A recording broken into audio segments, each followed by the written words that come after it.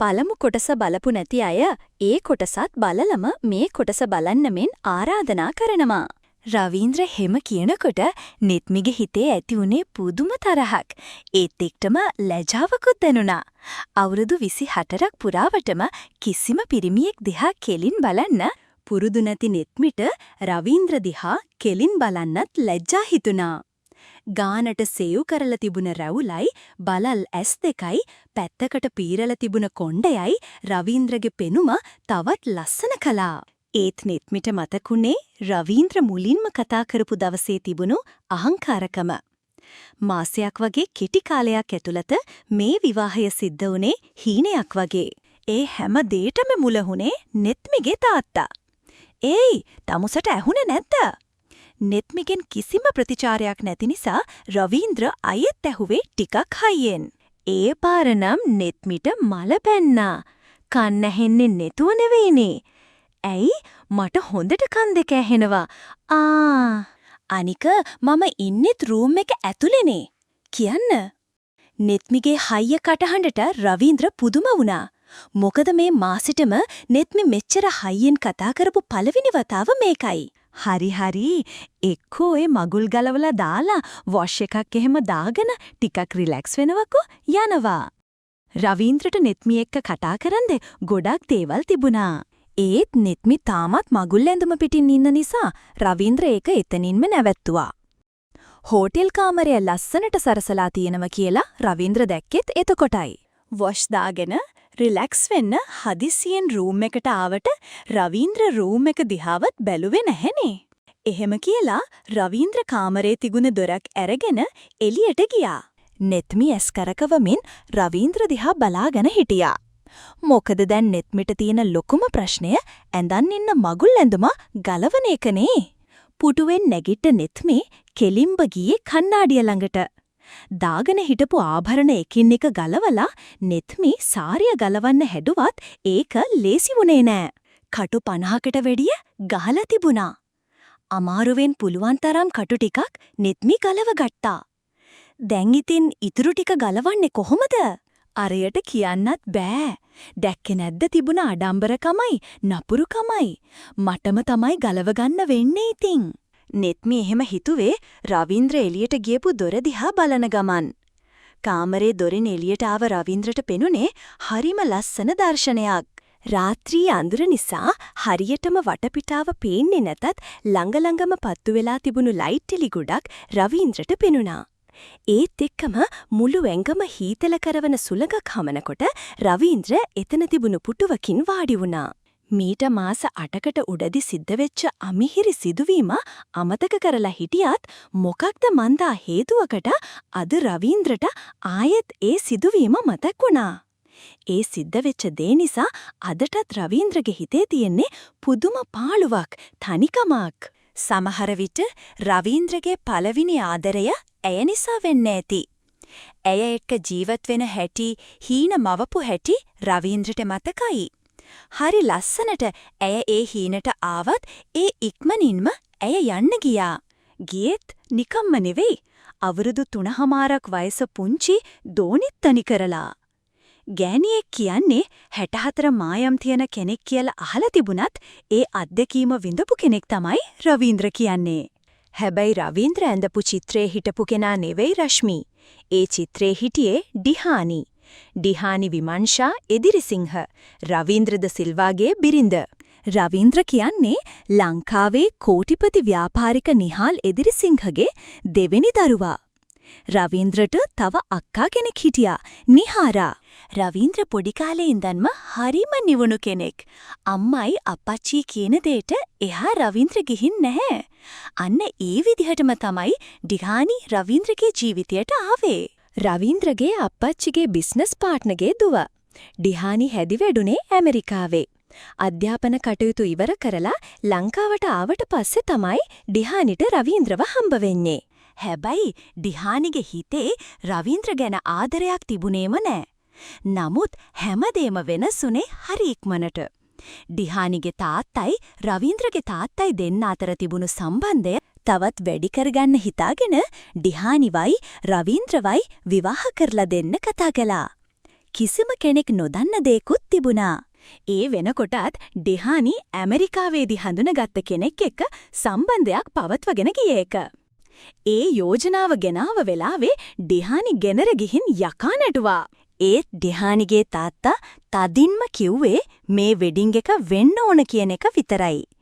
ඒ වගේම වචනයකින් හරි මේ සම්බන්ධයට හානියක් වුණොත් ඩිහානිව පවුලෙන් අයින් කරනවා කියලත් ඔහු කිව්වා.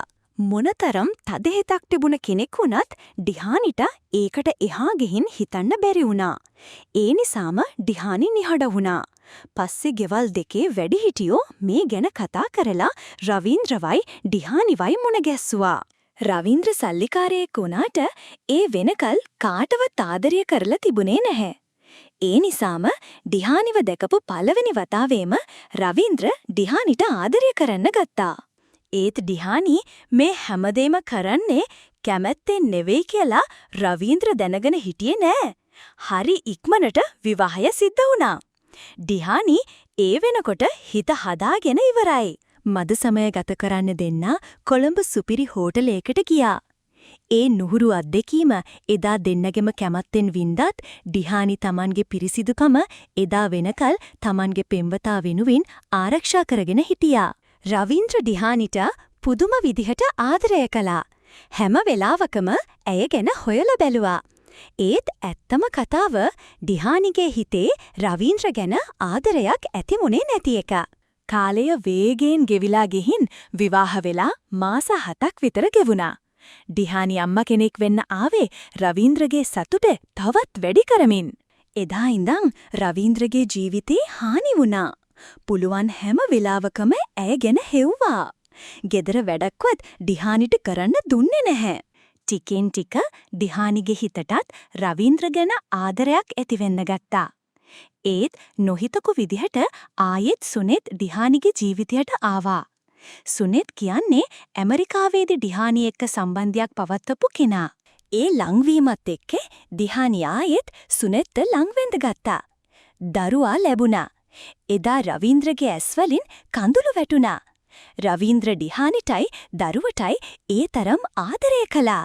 නමුත් විශ්වාස කරන්න දරුවාට මාස 5ක් වගේ කාලයක් වෙනකොට ඩිහානි දරුවාවයි රවීන්ද්‍රවයි තනි කරලා සුනෙත් එක්ක යන්න ගියා. එදා රවීන්ද්‍ර පිස්සෙක් වගේ කෑ ගහලා දරුවාව තුරුළු කරගෙන ඇඬුවා. ජීවිතේ පිරිමියෙක් ඒ තරම් අසරණ වෙනවා කියලා අහලා තිබුණෙට එදා ඒක රවීන්ද්‍රගේ ගෙදර අය ඇස් දෙකෙන්ම දැක්කා. රවීන්ද්‍රට හිතා ගන්න බැරි වුණා ඩිහානිට තමන්ගෙන් අඩු වුණේ මොකක්ද කියලා. මාස ගාණක් යනකල් රවීන්ද්‍ර කාමරෙන් එළියට ආවේ නැහැ. තමන්ගේ අම්මයි අක්කා යරෙන්න වෙන කිසිම ගෑණියෙක්ව විශ්වාස කළේ නැහැ. දරුවව හැදුවේ රවීන්ද්‍රගේ අක්කා. රවීන්ද්‍රගේ තත්ත්වය දවසින් දවස නරක අතට හැරුණා. රවීන්ද්‍ර මානසික රෝගියෙක් බවට පත් වුණා. උත්සවවලට ගියාම පිස්සු නෙටුවා. ජීවිතේට කරලා නැති දේවල් කරමින් අරක්කු බිව්වා. කම්පැනියක ඇතුළේදී පවා රවීන්ද්‍ර හැසිරුණේ හරිම නපුරු විදිහට. ඒ අතර දවසක් රෑ රවීන්ද්‍රට සෑහෙන්න අමාරු වුණා. ගෙදර අය රවීන්ද්‍රව හොස්පිටල් අරන් ගියත් රවීන්ද්‍රව පරීක්ෂා කරපු ડોක්ටර් කිව්වේ රවීන්ද්‍රගේ හිතට මොකක් හරි ලොකු දෙයකින් බලපෑමක් වෙලා තියෙනවා කියලා. මාස 8ක් මානසික රෝහලේ ප්‍රතිකාරවලින් පස්සේ රවීන්ද්‍ර ගෙදර ආවේ වෙනස්ම කෙනෙක් වෙලා. කාටවත් හිතාගන්න බැරි විදියට රවීන්ද්‍ර හිත හදාගෙන තිබුණා. ඒත් කලින් ශාන්තව හිටපු රවීන්ද්‍රගේ ගතිගුණ දඩබ්බර වෙලා තිබුණා. කම්පැනියකට ගියත් කාටවත් රවීන්ද්‍රගෙන් ගැලවීමක් තිබුණේ නැහැ. පුංචි වරදකටත් රවීන්ද්‍ර කෑ ගහලා ලොකු දේවල් කළා. ඔය අතරෙදි තමයි නෙත්මි කම්පැනියකට එන්නේ. නෙත්මි සමදරා අවුරුදු 24යි. නෙත්මි ආවේ දුප්පත් පවුලකින්. නෙත්මි එදිරිසිංහ ගෲප් එකට ආවේ රස්සාවකට ඉන්ටර්විව් එකකට. එතනදී නිහාල් එදිරිසිංහට නෙත්මිව හම්බ වුණා. නෙත්මි ලස්සනයි අහිංසකයි. ඒ නිසාම නෙත්මිට ඕන කෙනෙක් පැහැදෙනවා.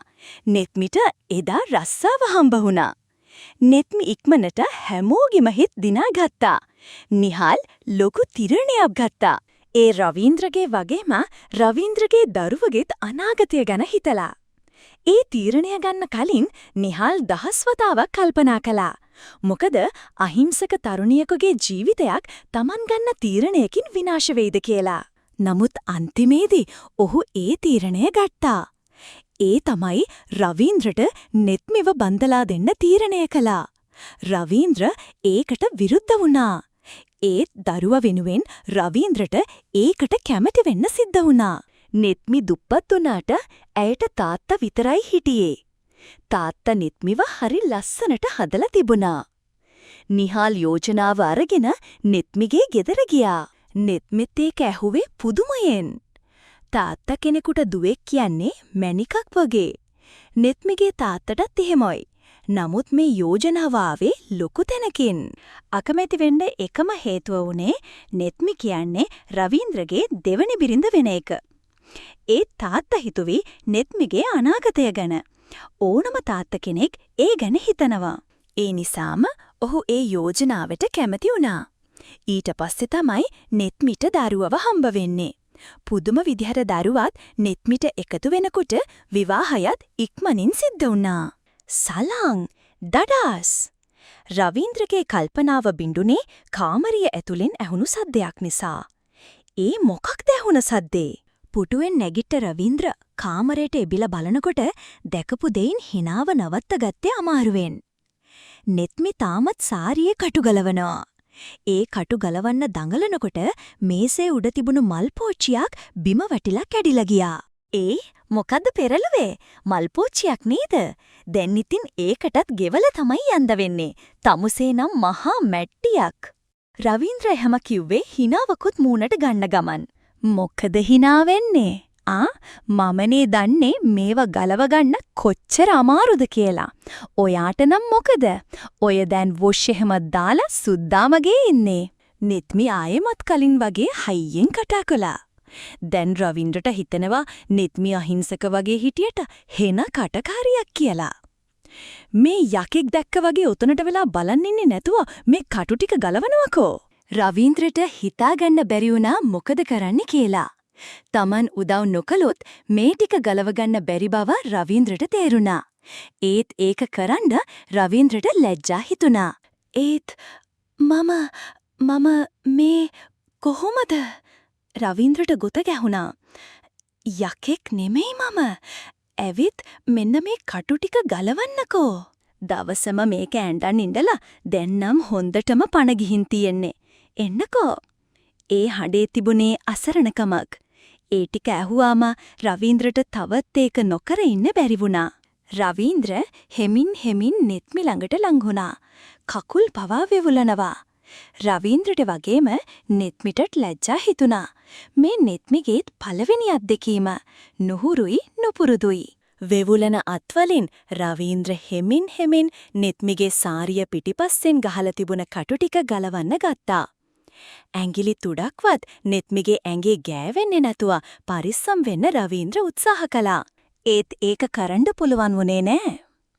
නොහිටපු මොහොතකදී නෙත්මිගේ නිරුවත් පිට මත රවීන්ද්‍රගේ ඇඟිලි තුඩු දැවටුණා. ඒ නුහුරු ස්පර්ශයෙන් නෙත්මි හිරිවැටිලා ගියා. ඒ නිසාම නෙත්මි ඇස් පියාගත්තා. දෙවනි කොටස මොකක්ද මේ සිද්ධ වෙන්නේ? ඉස්සරහට බලමු. කියවලා වචනයක් කියන්න යමු කට්ටියත් එක්ක. සුබ දවසක් වේවා. හැමෝම මාව සබ්ස්ක්‍රයිබ් කරලා තියාගන්න.